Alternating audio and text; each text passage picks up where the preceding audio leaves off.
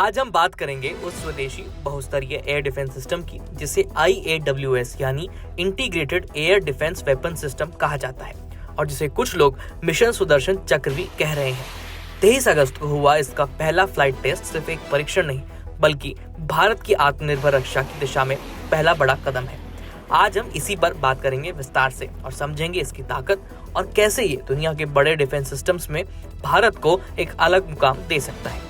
सबसे पहले जानते हैं कि IAWS क्या है। असल में ये कोई एक मिसाइल नहीं बल्कि 3 अलग अलग तकनीकों का एक संयोजन है। एक multi layer air defence architecture जिसे भारत के DRDO ने विकसित किया है। इसे बहुस्तरीय एयर रक्षा कवच कहा जा सकता है क्योंकि ये सिस्टम आसमान से आने वाले अलग अलग खतरों को जैसे कि fighter jet, cruise missile, drone आदि को एक साथ हैंडल करने की क्षमता रखता है। अब सवाल ये है कि ये काम कैसे करता है। तो IAWS का मूल मकसद है सुरक्षा की आंखें प्लस दिमाग प्लस मशाल यानी सर्विलांस रडार, बैटल मैनेजमेंट और वेपन कंट्रोल। रडार पहले टारगेट का पता लगाता है, फिर कमांड सेंटर ये तय करता है कि उस टारगेट को कैसे नष्ट किया जाए और बाद में अलग अलग हथियारों द्वारा लक्ष्य को निशाना बनाया जाता है।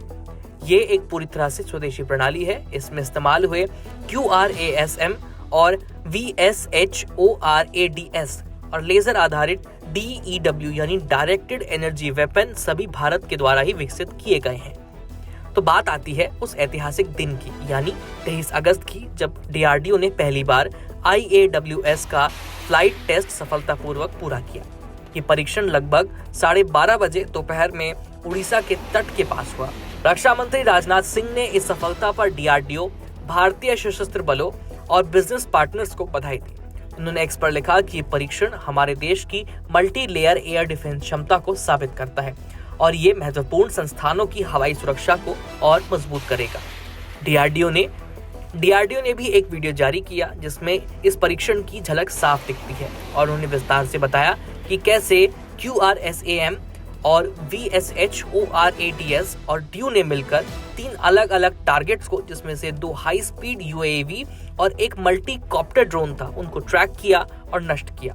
अब ये सिर्फ एक तकनीकी सफलता नहीं बल्कि भारत की रणनीतिक स्वावलंबन यानी आत्मनिर्भर भारत की दिशा में बहुत बड़ा कदम है।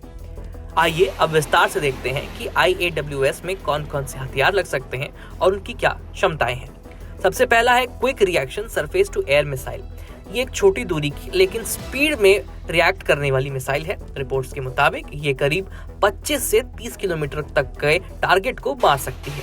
ये तेज रफ्तार वाले विमानों, हेलीकॉप्टरों और यहाँ तक कि क्रूज मिसाइल को भी निशाना बना सकती है। युद्ध के मैदान में ये आगे बढ़ती सेना को अतिरिक्त सुरक्षा कवच देने का काम करती है। दूसरा है very short range air defence system. ये एक पोर्टेबल सिस्टम है जिसे सैनिक कंधे पर ले जाकर के भी इस्तेमाल कर सकते हैं। इसकी सीमा लगभग 6 किलोमीटर तक बताई जा रही है। ये ड्रोन, हेलीकॉप्टर और लड़ाकू जेट जैसे खतरनाक उड़ान वाली इकाइयों को मारने में पूरी तरह से सक्षम है। इसमें मॉडर्न इमेजिंग इंफ्रारेड सीकर लगा हुआ है जो लक्ष्य को बेहतर पकड़ने में मदद करता है। और तीसरा है DU यानी डायरेक्टेड एनर्जी वेपन, शायद सबसे टेक्नोलॉजिकली फॉरवर्ड हिस्सा इस पूरे सिस्टम का। ये एक हाई पावर लेजर हथियार है। ये टारगेट को एक मिसाइल की तरह से नहीं बल्कि लेजर के किरणों से निशाना बनाता है जिससे ड्रोन, इलेक्ट्रॉनिक सिस्टम्स या दूसरे किसी भी टारगेट को महज मिनटों में खराब किया जा सकता है। रिपोर्ट्स में कहा गया है कि इसकी लगातार फायरिंग क्षमता बहुत ऊंची हो सकती है और ये कम खर्च में कई टारगेट्स पर एक साथ काम कर सकती है।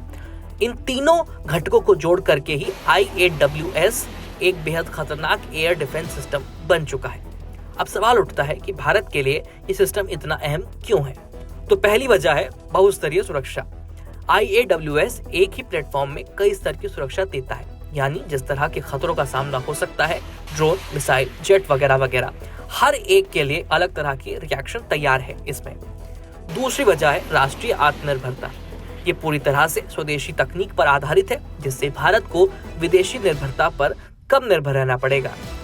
तीसरी वजह है रणनीतिक ठिकानों की सुरक्षा। ये सिस्टम खासतौर पर उन जगहों की सुरक्षा में काम आएगा जहां हवाई खतरों की आशंका ज्यादा हो जैसे कि एयरफोर्स बेस, मिसाइल इंस्टॉलेशंस और दूसरी संवेदनशील संरचनाएं।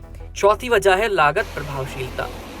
इसमें DU की वजह से कुछ टारगेट मिसाइलों के बजाय लेजर से इसे हम नष्ट कर सकते हैं, जो लंबे समय में आर्थिक दृष्टि से काफी किफायती हो सकता है। और पांचवी वजह है भविष्य की दिशा। एक सीनियर वैज्ञानिक ने कहा है कि ये सिर्फ शुरुआत है, भविष्य में इसे एयरफोर्स के IACCS यानी integrated air command and control system और आर्मी के आकाश तीर जैसे सिस्टम से जोड़ने की योजना भी है, जिससे सुदर्शन चक्र का दायरा और शक्ति दोनों बढ़ेंगे। इसलिए एक्सपर्ट्स इसे गेम चेंजर कहते हैं, क्योंकि ये न केवल एक रक्षा की दीवार खड़ी कर सकता है, बल्कि उसे इंटेलिजेंट और काफी लचीला भी बनाता है। अब बात करते हैं उस महत्वपूर्ण घोषणा की जो 15 अगस्त को प्रधानमंत्री नरेंद्र मोदी ने लाल किले से की थी। उन्होंने कहा था कि भारत अब सुदर्शन चक्र नामक नई सुरक्षा पहल लेकर आ रहा है, जिसमें निगरानी, साइबर सुरक्षा और फिजिकल डिफेंस को जोड़कर एक समग्र संरचना बनाई जाएगी। उनका तर्क ये था कि ये सिर्फ रक्षा प्रणाली नहीं, बल्कि एक समग्र सुरक्षा दृष्टि है जो भारतवासियों और अहम ढांचों की रक्षा करेगा। और जिस स्पीड से DRDO ने IAWS का परीक्षण किया, यह स्पष्ट संकेत है कि भारत इस विजन को तेजी से लागू कर रहा है। अब आइए एक पल के लिए ऐसा सोचिए कि भविष्य में इंडिया का एयर डिफेंस कैसा दिखेगा। सुदर्शन चक्र मिशन के तहत IAWS को एयरफोर्स और आर्मी की कमांड संरचनाओं से जोड़कर एक इंटीग्रेटेड कमांड नेटवर्क बनाया जा सकता है। समय के साथ DRDO और दूसरे रक्षा संगठन सिस्टम को और ज्यादा डेवलप करेंगे और इसका नतीजा होगा हाइपरसोनिक टारगेट्स और स्टेल्थ तकनीक वाले विमानों को भी हम ट्रैक कर सकते हैं। लेजर टेक्नोलॉजी और ड्यू में सुधार होने पर लागत और ज्यादा प्रभावशाली हो जाएगी, सिस्टम और ज्यादा कॉम्पैक्ट हो जाएगा। और ये सिर्फ तकनीकी सफलता नहीं, बल्कि हमारी रणनीतिक और आत्मनिर्भर रक्षा दृष्टि को और एक मजबूत कदम देता है। फिलहाल इस खबर में इतना ही। देखते रहिए कड़क। धन्यवाद।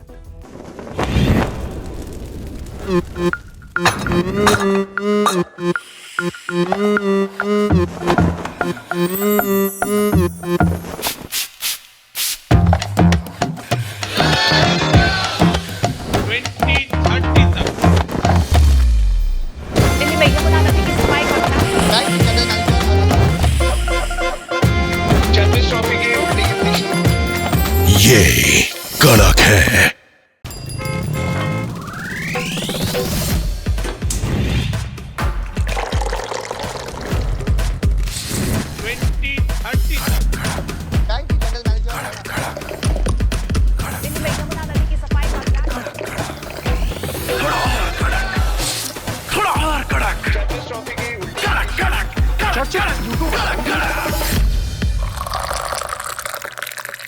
ये कड़क है।